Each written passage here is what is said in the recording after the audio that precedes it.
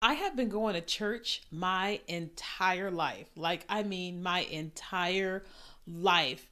My mom raised us in the church to where when I went off to college, I still went to church. So even though I was out partying till 2, 3 in the morning, I still had this habit of getting up, getting dressed, and going to church, knowing that I was at the club all night long. I know that sounds crazy, but this is my podcast, me talking, you know what I'm saying? But that's what it was. And so, fast forward to today, I'll be 43 years old this year, and I still go to church. But I've had a lot of conversations with people about should you still go to church with some different experiences that they've had at church. And so today we're going to talk about it. Welcome back to another episode of the You, Me, and Jesus podcast, where we talk about all things related to you, me, and Jesus. And so thank you so much for being here on my YouTube channel and listening on the podcast. So as you heard in the intro, we are talking about should you or shouldn't you be going to church or go back to church.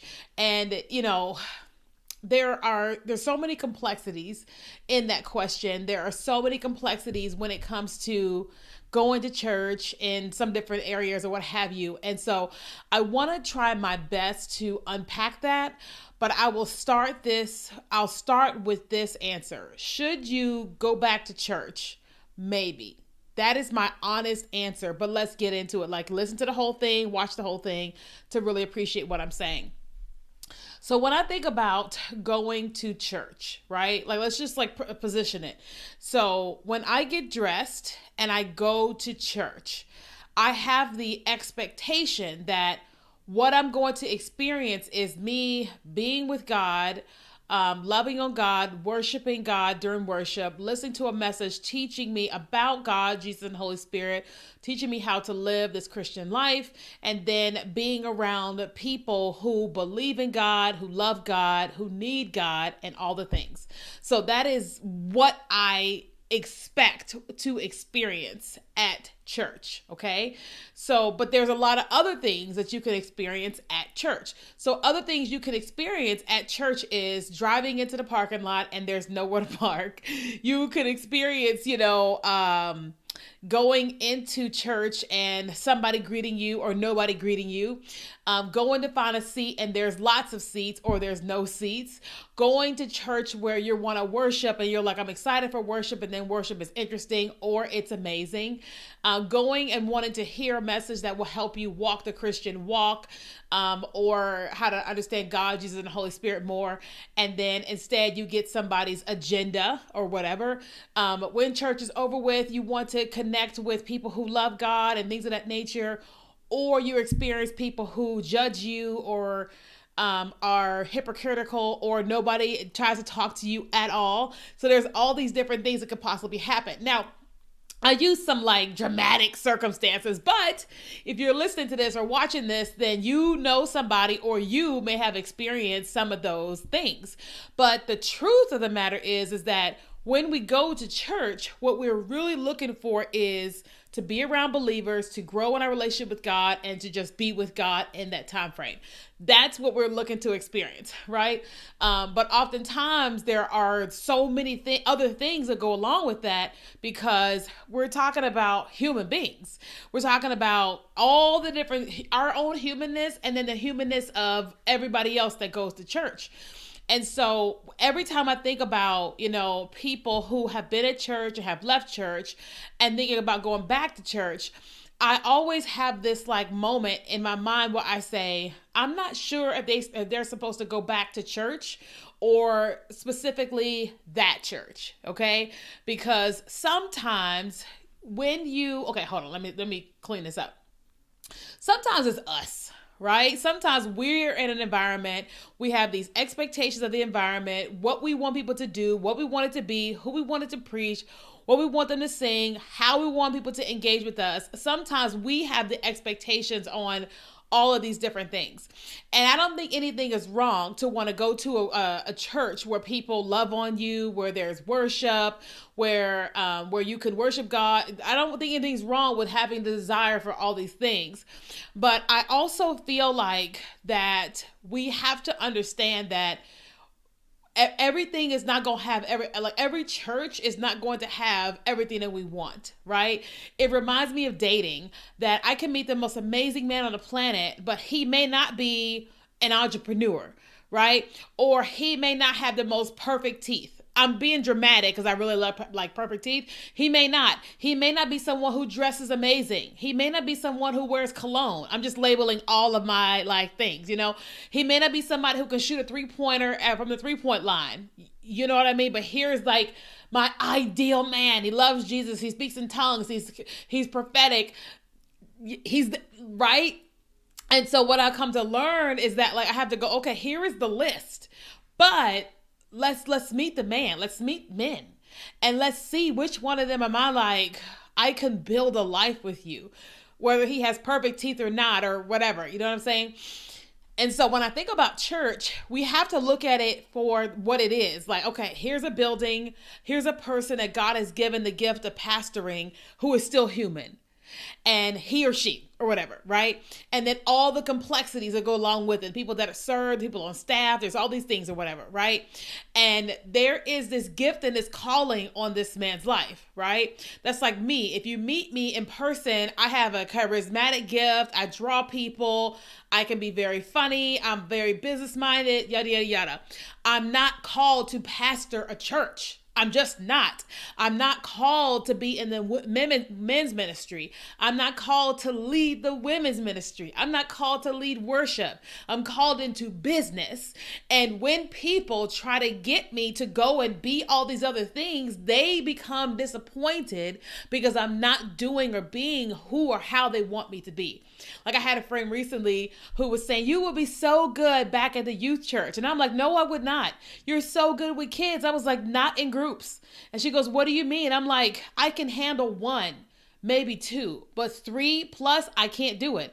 Yes, you can. I said, no, I can't. I'm 42 years old. I know my limit, and I have my limit with 1. You know, other people's kids, 1, you know what I mean? The last thing I want to do is spend hours back there with other people's kids in groups. And I'm like, I just don't want to do it. I know my lane. And if she wanted to be friends with me, only if I was serving in the back of children's church, she would miss me because I am not going back there. That's just not my gifting, right? So she has to accept the fact that here's all of me. Here's what you get. That part don't come with me because I don't have that, right? And so when we think about that as it pertains to church, we have to come to an understanding that the church is going to have and be what it is.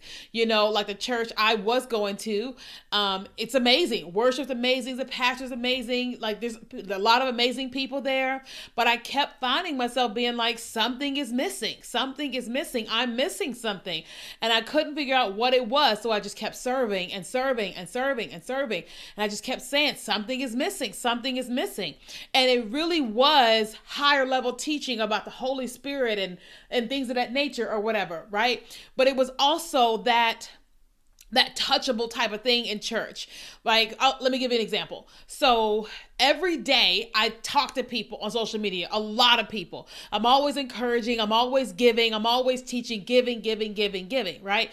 And so that's my job. And so when I go to church, what I want to experience is a give back. I don't want to experience where I'm constantly giving of me too, where I'm not actually giving like the reciprocal.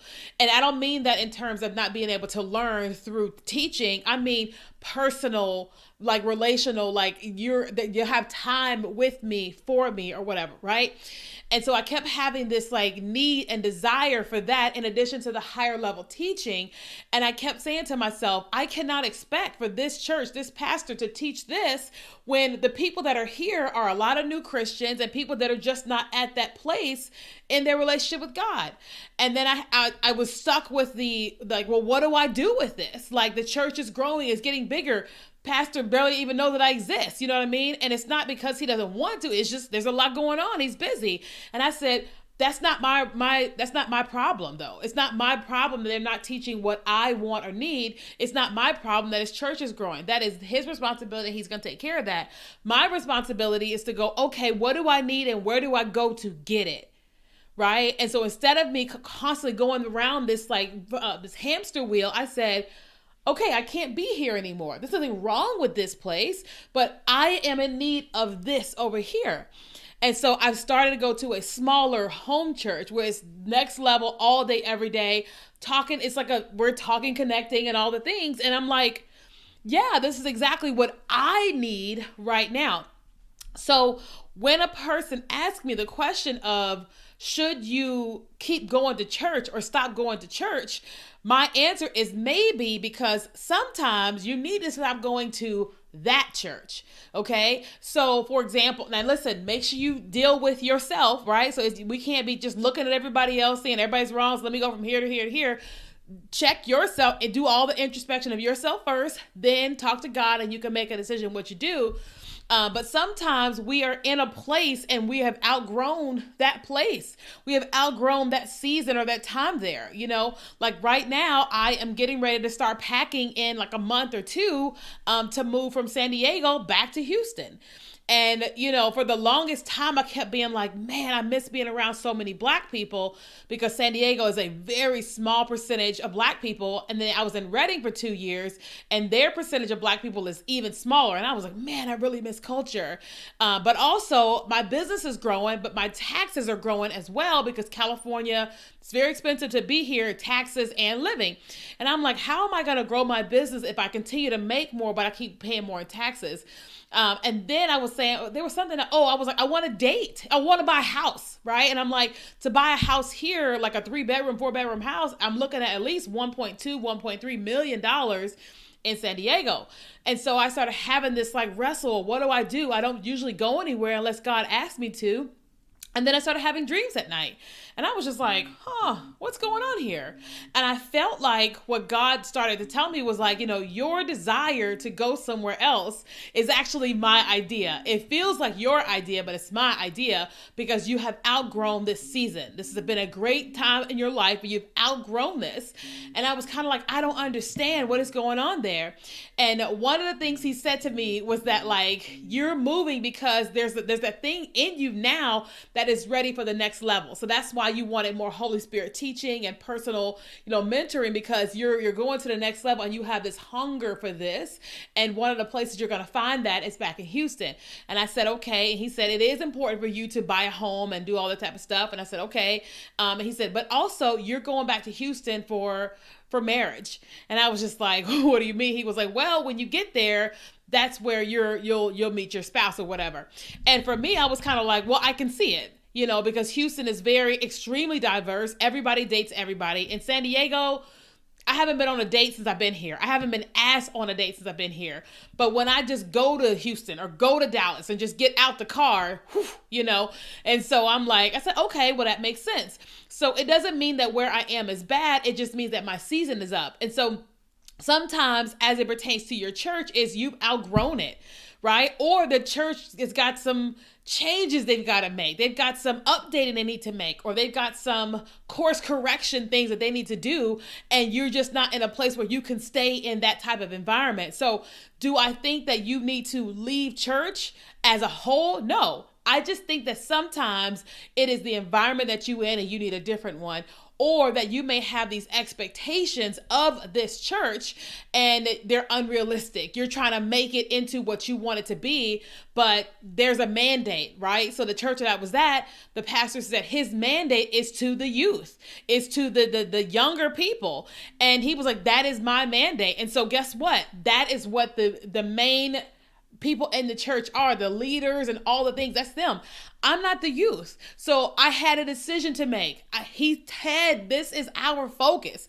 So if that is the focus, that means I am not the focus, and I am not going to spend my life just pouring into them when I have my own calling on my life that I am like living out.